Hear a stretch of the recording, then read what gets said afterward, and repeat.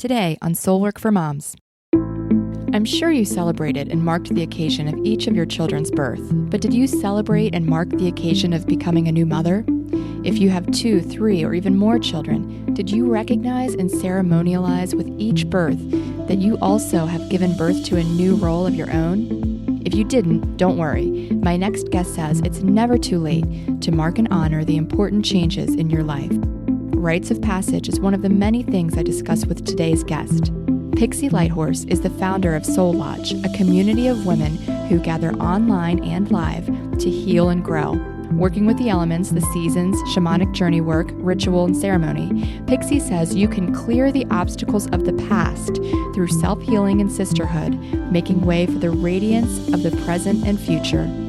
Pixie has a ton of wisdom to offer. I know you'll love today's interview. More with Pixie right after this. I'm Michelle Duncan-Wilson, and last year I created a workshop for moms to get together and work through some of the things they were struggling with. The feedback from the workshop was great, but the thing I heard over and over again from the mothers was that they loved hearing all the other women who shared their struggles and strengths in mothering. I wanted to create an outlet for more of that, and the result is this podcast. Join me as I interview a different mother every week. You can listen in as women from all different backgrounds and stages in life share their experiences in motherhood. You'll also hear from expert guests who share their ideas on how to take the hard parts of mothering and use them to grow personally and spiritually. I call it Soul Work for Moms, Evolution Through Mothering. Welcome to the show.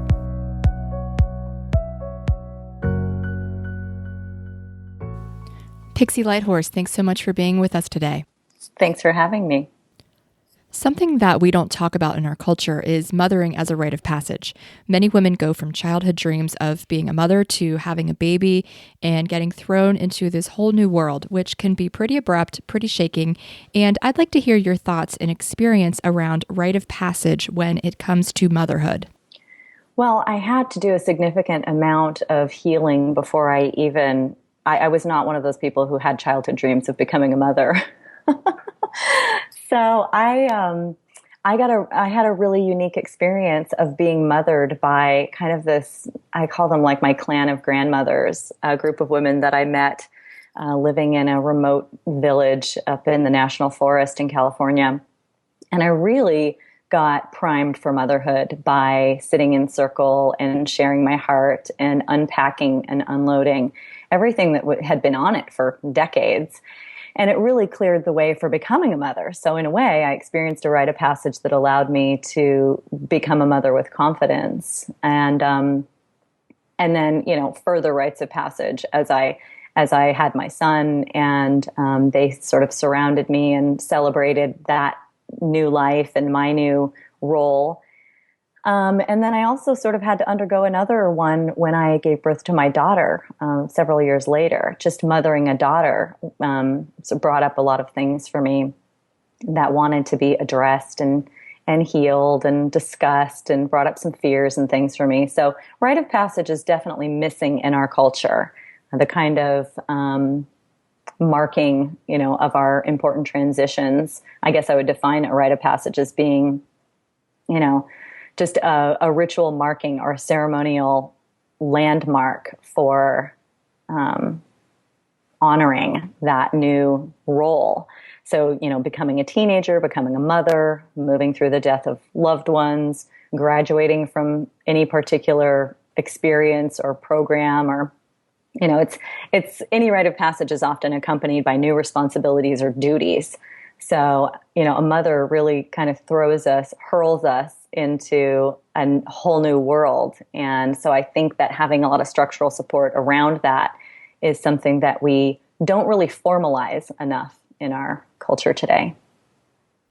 Let's move back to you saying that before you were a mother, you released decades of built-up stuff. What exactly does that mean? Well, I think we set ourselves up in a way in our Western culture to become ready to be a mother by, rather than collecting stories, we collect a lot of gear, and we might read a lot of books and things like that, but we don't necessarily prepare ourselves emotionally for what's to come.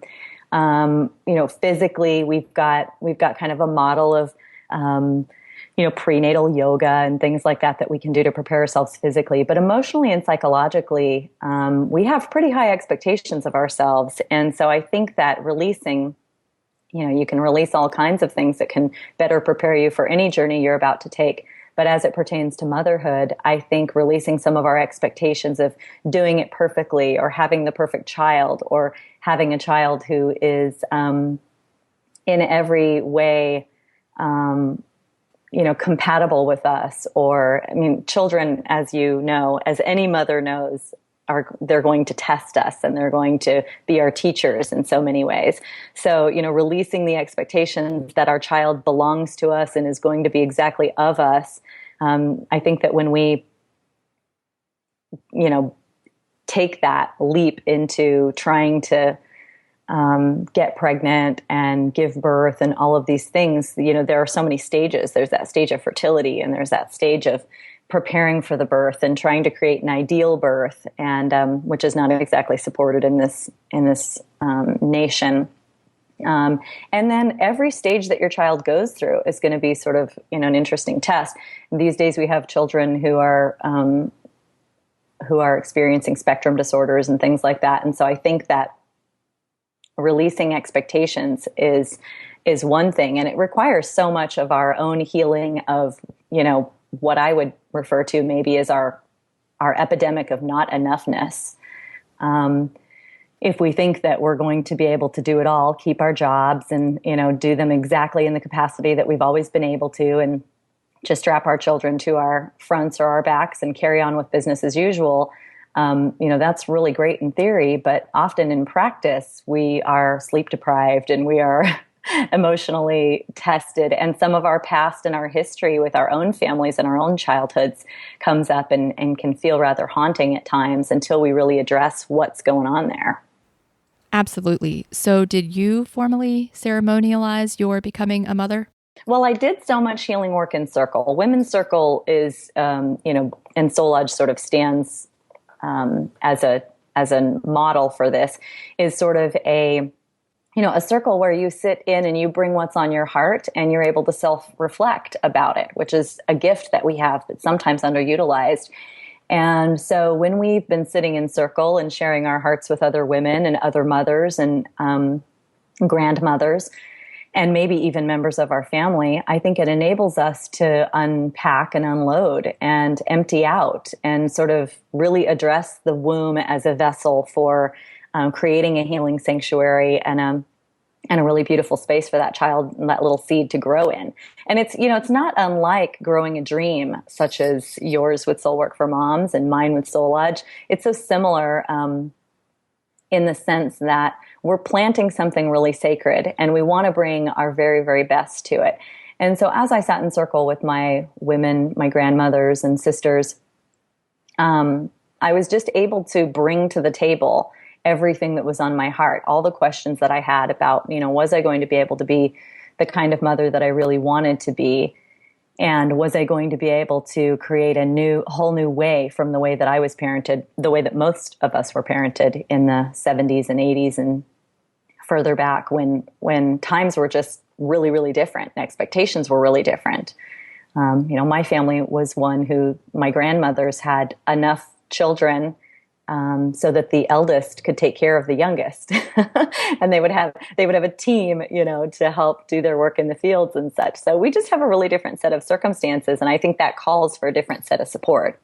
So for those who are just now thinking that motherhood is a beautiful path for spiritual growth, but are like, I didn't do any of this stuff. I already have children, teens, or maybe even grown children. Where can they start with getting centered and taking that first step into all of this?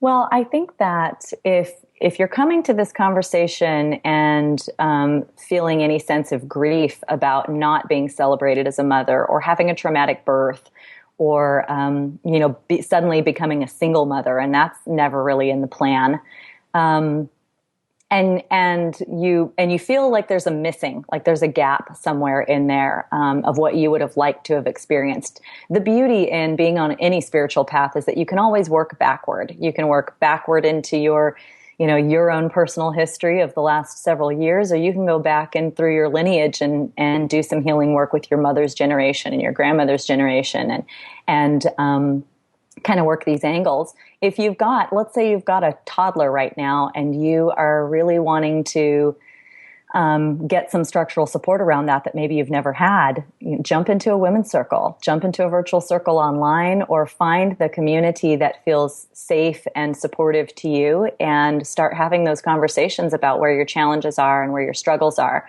And one of the things that's great about women's circle is they can be very associated with permissions.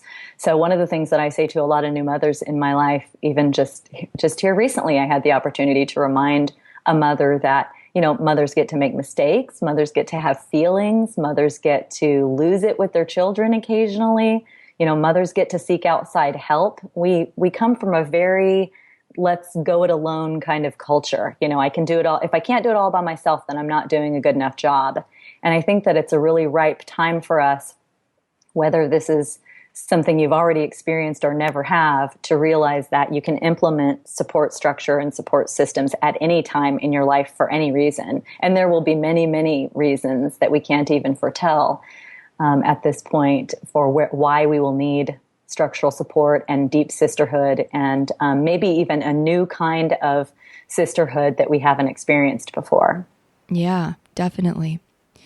There's a quote that I've pulled from your blog that really touched me, and I'd like you to expand on it. It reads, "One of the most important things I've done for my body is seek counsel through expert coaches and energetic healers, because healers need healers, mothers need mothers, and caregivers need caregiving too.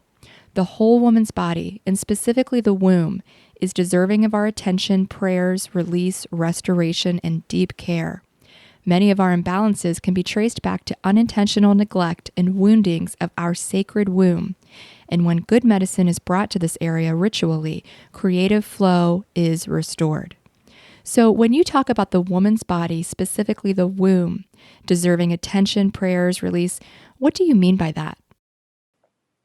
Well, I think the energy center, that sort of second chakra, for those of you hip to the lingo, the womb area is the epicenter of all life and all creation. It's where everything begins, whether it's a beautiful idea for a book that you want to write, or it's the growing place for a new baby.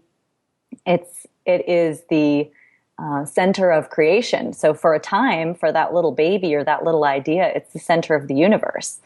And, many indigenous people believe that, and historically this is evident in goddess statuary and the Venus of Willendorf and some of these evidences that we have of women being the keepers of sacred birth. I think that if we're able to change our thinking so that we're really honoring this area, then lots of change can happen. I mean, my mother's generation had ritual and routine hysterectomies, and even our generation now experiences a lot of cesarean births and things like that. And no matter how you feel about such things, when trauma or surgery or pain or fibroids or any kind of issues and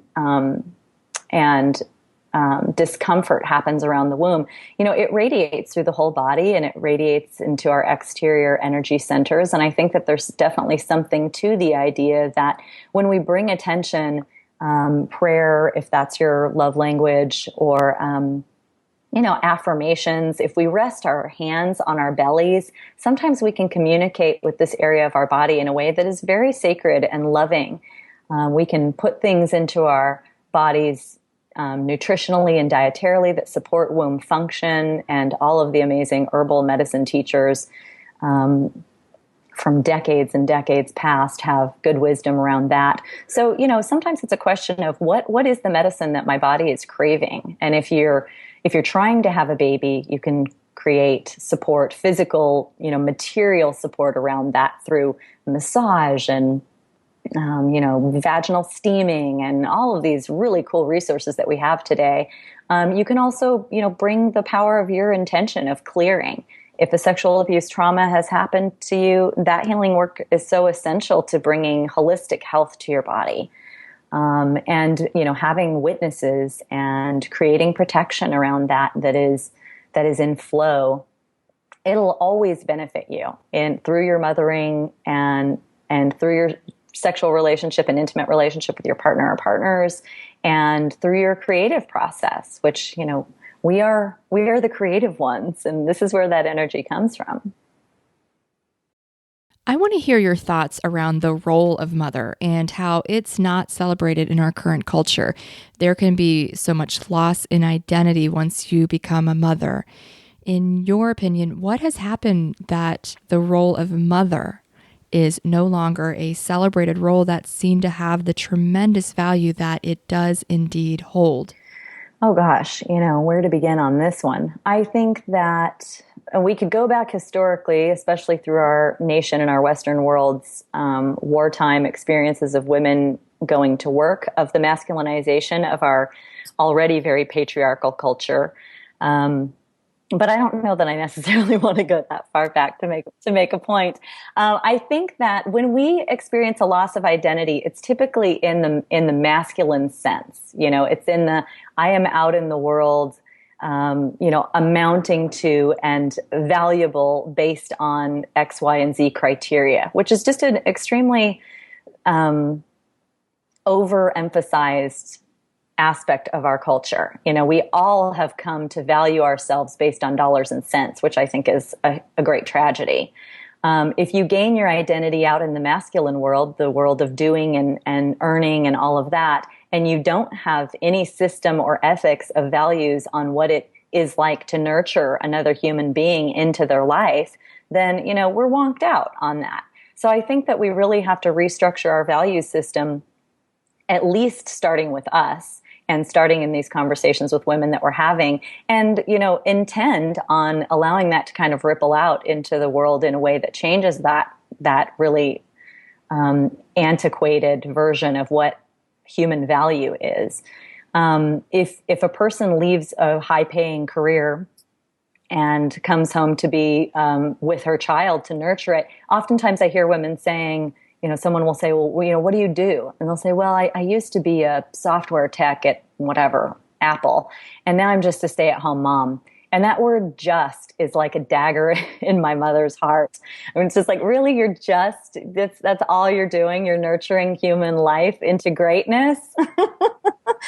It's a really big job. It's the biggest job. And we keep learning through the study of psychology and things like that nurture and mother bond is so critical for a human's identity. Oftentimes, I think one of the reasons why we're so kind of cattywampus on our values and ethics in the world about mothering is because we were not given the types of bonding and nurture and confidence and esteems and value as little tiny, first 5 years sort of snapshot. We weren't given the opportunity to have that kind of infused through us. Our mothers were so busy and they were trying to do it all, and they were trying to do the best that they could in many cases, in terms of building us up and readying us for our own identities to take shape in our own individuations. But they also were in a struggle, at least my parents' generation were, in a struggle for making life work. And so I think that we have to really reassess our values around that. And when you're a mother, it's the most important job in the world. And so that declaration's got to be made. Yeah. And this is a really big question, but what do you see as the role of mother to be? Oh gosh. I see the role of mother to bring the value of nurture and compassion and respect and we back into the world conversation. It's been kind of kicked down a bit, like we mothers are sometimes quietly working behind the scenes thanklessly in a job that doesn't pay us currency, and it pays us in ways that sometimes there isn't even language for. The feminine experience is a really ambiguous one. And when you can't tell somebody about it, or you can't take a picture of it and show them on social media, try as we might, it doesn't really get communicated. So I think all we can really do is sit in circle with other women, with other mothers, with other creatives, and honor one another. So, circling right back to that rite of passage thing, like, when a mother has a child leaving the nest, I feel really happy and honoring of the child who's going out into the world, but it's also a really potent time to honor the mother who has done all of this nurturing.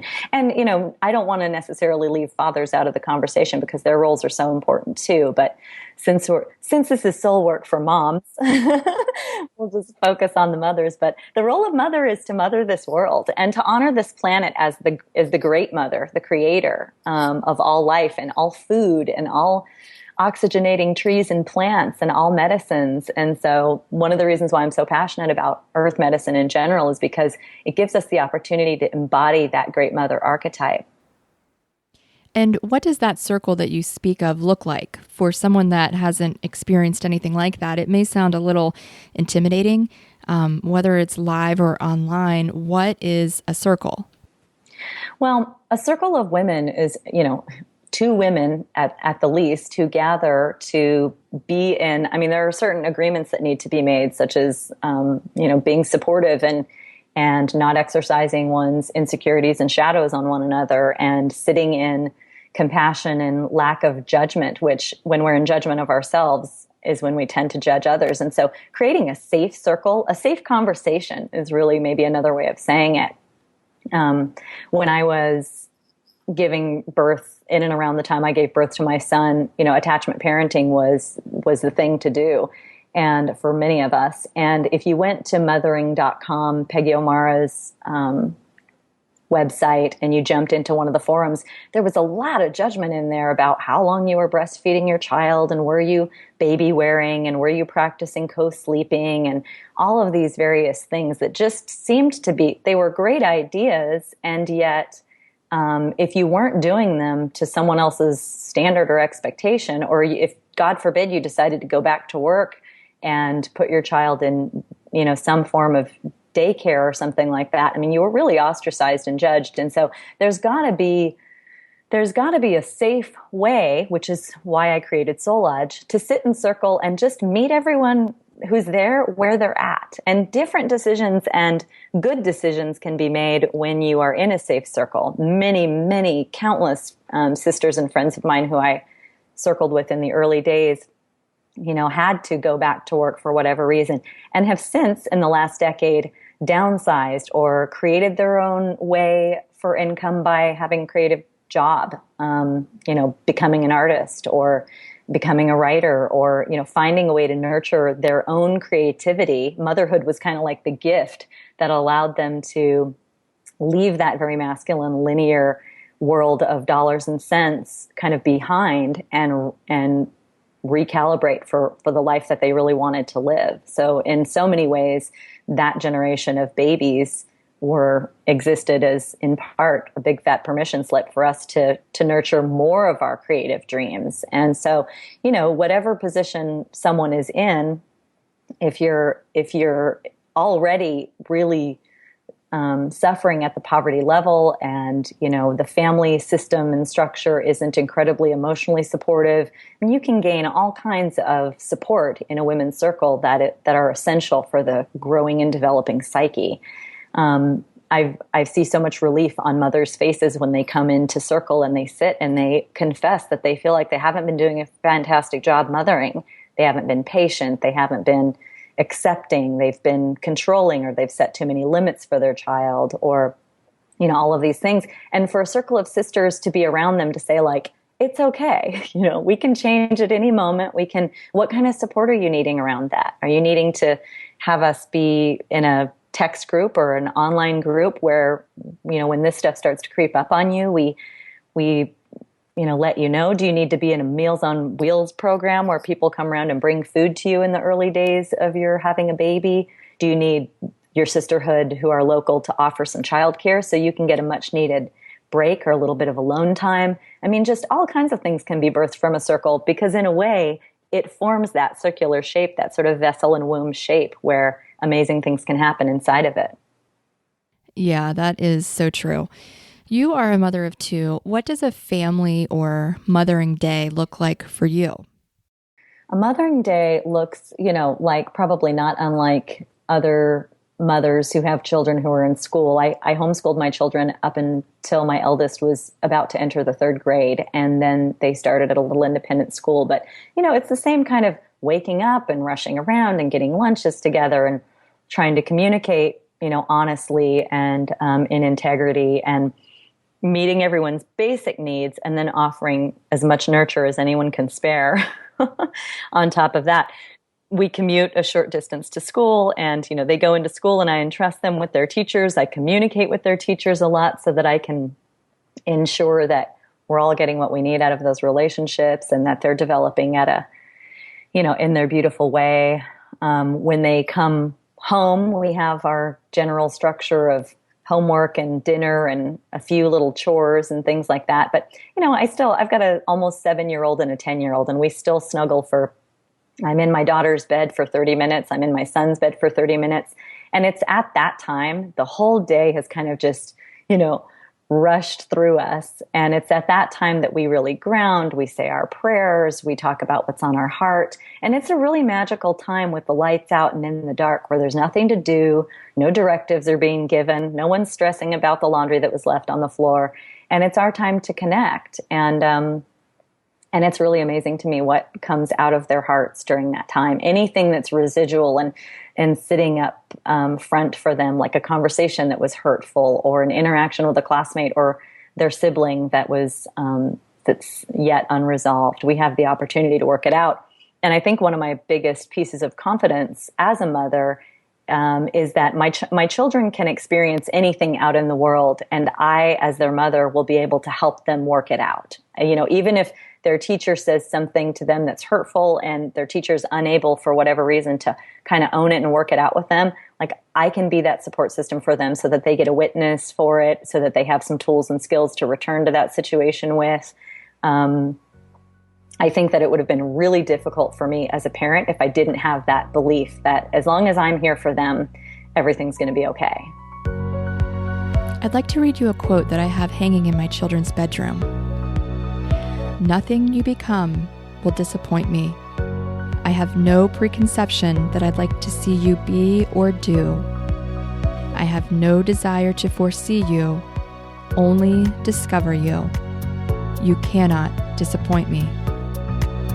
If this quote speaks to you, you can go to soulworkformoms.com to download a beautiful image of the quote to use how you like. Save it as your phone's background, print it off and tape it to your mirror, or frame it and hang it on your wall. It's free, and it's just for you to say thanks for listening. Go to soulworkformoms.com and click on the free gifts tab. Pixie, you're so grounded and confident in who you are and your role as a mother. I'm curious, what was the biggest surprise for you upon becoming a mother? Probably, I'm thinking that the most impactful surprise that came through was how very different my two children are. I think that my son was just, relatively compliant. He did everything, he was easy. And even though he wasn't the most fantastic sleeper, I was pretty sleep deprived by the time my daughter came along. Once she arrived, I realized that I had to start all over again, that her personality and her requirements and her needs for bonding and were so vastly different from him. And I really got it that, every child is so unique. And I'd been taught this theory that sort of like what goes in comes out, what doesn't go in can't come out.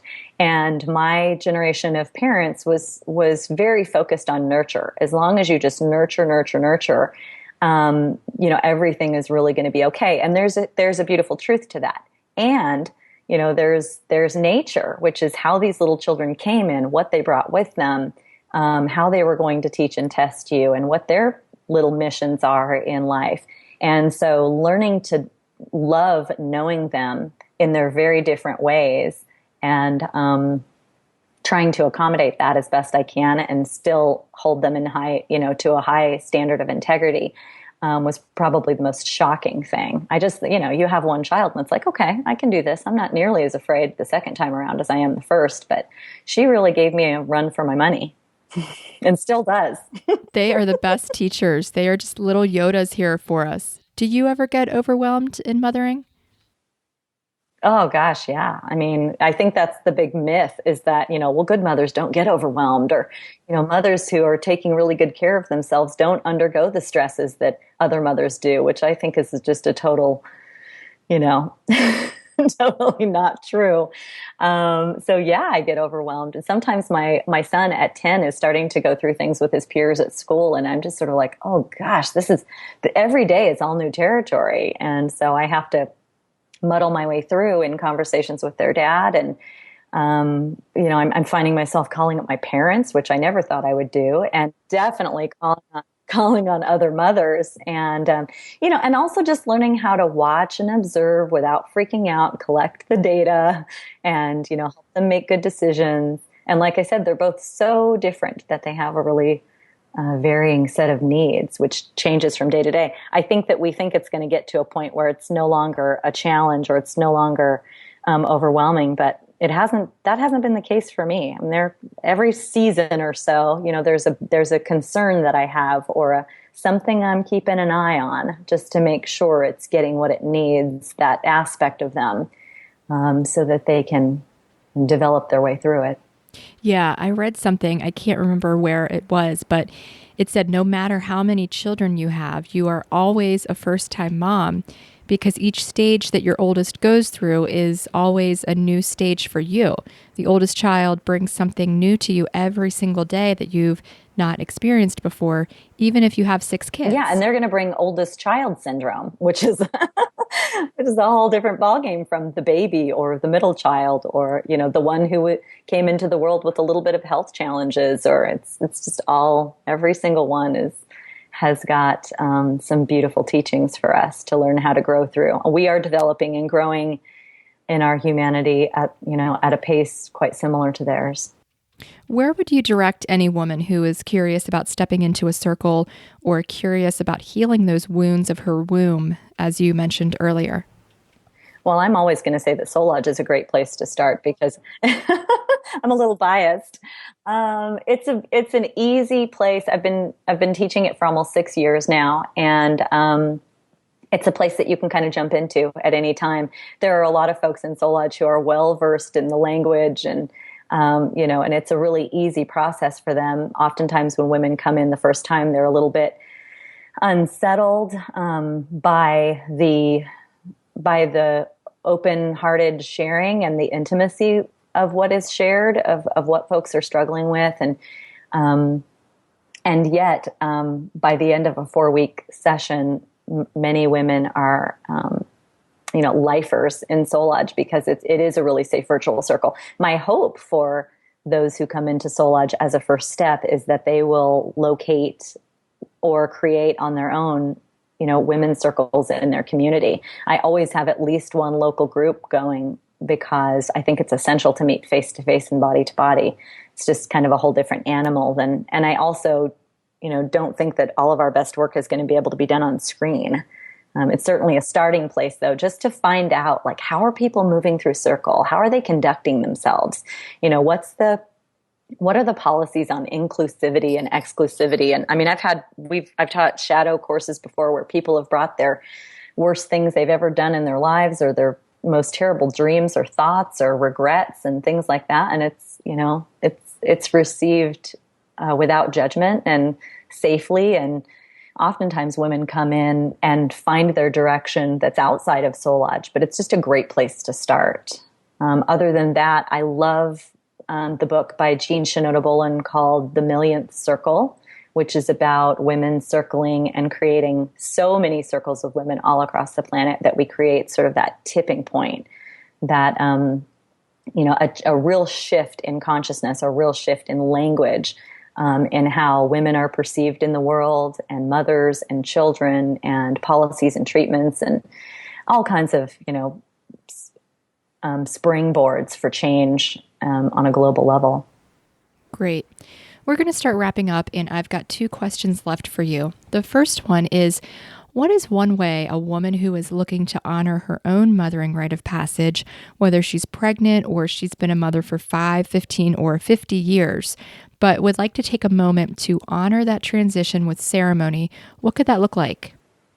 Well, if you're in solitary, you can build an altar, you can learn to kind of follow the cycles of the moon, and you can create kind of a practice that feels supportive to you in your womanliness. And the moon is, she controls the tides. She's got a lot of power. And we are starting to develop a language for what it feels like to come into a full moon and what it feels like to relax into a waning moon, and sort of like allowing ourselves those same permissions to flow, to rise up into, a sort of active and powerful state, and then to allow ourselves to rest. And so if you're really wanting to honor yourself as a mother, you can get very, very close to the earth. You can experience that, that general day-to-day honoring by working with the plants and conversing with sisters and asking the questions which are really on your heart. If you want to have a formal ceremony, I think that I would look to, there's a Blessing Way book, and forgive me for not remembering the exact title of it. It might be called The Blessing Way Ceremony. And I'll put a link to it in the show notes. Yep.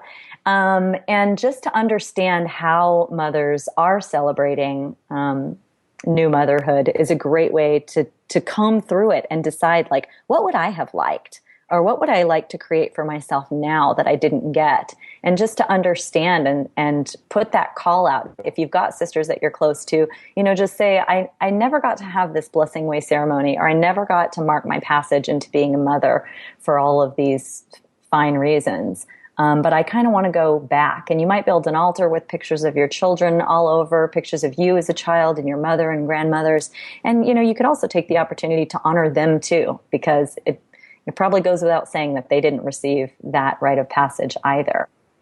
So I would say, think about what you like as ceremony. Fire is a teacher and an ally and a healer and a helper. If you feel a strong connection to fire, you can create a fire and, release some of your expectations into them and ask the fire to ignite your heart around mothers and women's issues. I just hardly don't even know where to begin on that, because the options are really limitless. And how does a person like to be celebrated? How do you like to celebrate your birthday? Do you love to have lots and lots of people around and a feast and, important words and toasts being said? Or do you like to have just a couple of people around you and to make art? Or, what is the way that you feel most celebrated, and how would you like to be honored? We get to ask that question. And I always like to end the show with this question. Pixie Lighthorse, if there was only one piece of wisdom that you could share with all mothers, what would it be? Oh gosh, no pressure. I would say we get to take care of ourselves too. We get to take care of ourselves too. Do not forget that, mamas. A huge thank you to Pixie for sharing her wisdom with us today.